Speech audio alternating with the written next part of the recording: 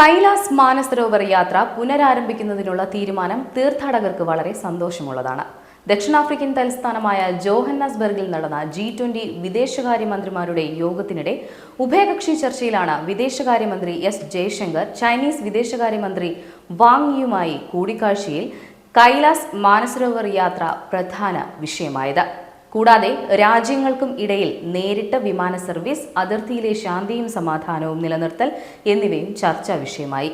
കൈലാസ് മാനസരോവർ യാത്ര പുനരാരംഭിക്കുന്നതോടെ മികച്ച തീർത്ഥാടന പദ്ധതി തിരിച്ചുവരിക മാത്രമല്ല, നയതന്ത്ര ബന്ധവും മികച്ചതാവും.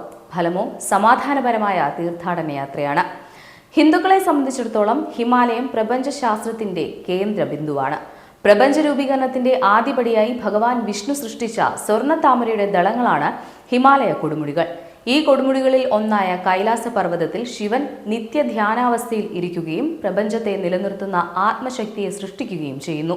പുരാതന ഗ്രന്ഥമായ ഋഗ്വേദത്തിൽ ഹിമാലയത്തെക്കുറിച്ചും അവയുടെ രൂപീകരണത്തെക്കുറിച്ചും പവിത്രതയെക്കുറിച്ചും പരാമർശിച്ചിട്ടുണ്ട്.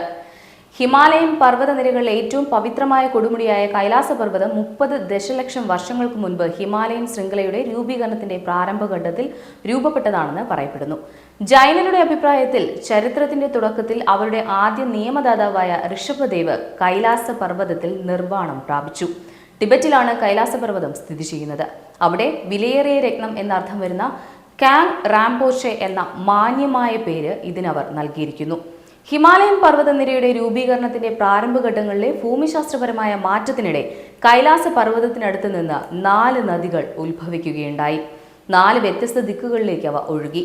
സിന്ധു വടക്കോട്ട്, കർണാലി തെക്കോട്ട്, യാർലുങ് സാങ്പോ കിഴക്കോട്ട്, സത്ലജ് പടിഞ്ഞാറോട്ടും സഞ്ചരിച്ചു. നൂറ്റാണ്ടുകളായി ആളുകൾ കൈലാസ് മാനസരോവർ സന്ദർശിക്കുന്നു. ഉത്തരാഖണ്ഡിലെ മിക്കവാറും എല്ലാ പ്രധാന ചുരങ്ങളും കൈലാസ് മാനസരോവറിലേക്ക് നയിക്കുന്നു.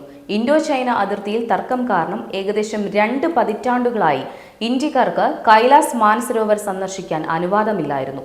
എന്നിരുന്നാലും 1981 മുതൽ ഇന്ത്യൻ വിദേശകാര്യ മന്ത്രാലയത്തിന്റെ ആഭിമുഖ്യത്തിലും ചൈനീസ് സർക്കാരിന്റെ സഹകരണത്തോടെയും കുമയൂൺ മണ്ഡൽ വികാസ് നിഗം ലിപുലേഖ് ചുരം വഴി കൈലാസ് മാനസരോവറിലേക്ക് യാത്രകൾ നടത്തിവരുന്നു.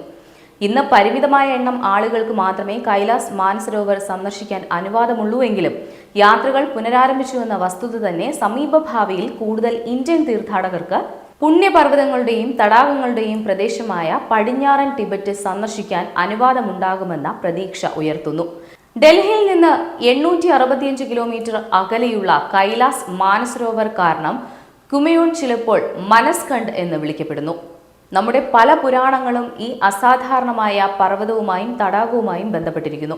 ടിബറ്റിലെ ബുദ്ധമതക്കാരും ജൈനരും ബോൺപകളും ശിവന്റെയും പാർവതിയുടെയും ഈ വാസസ്ഥലത്തെയും ബ്രഹ്മാവിന്റെ മനസ്സിൽ നിന്ന് ജനിച്ച തടാകത്തെയും ഒരു പുണ്യസ്ഥലമായാണ് കണക്കാക്കുന്നത്.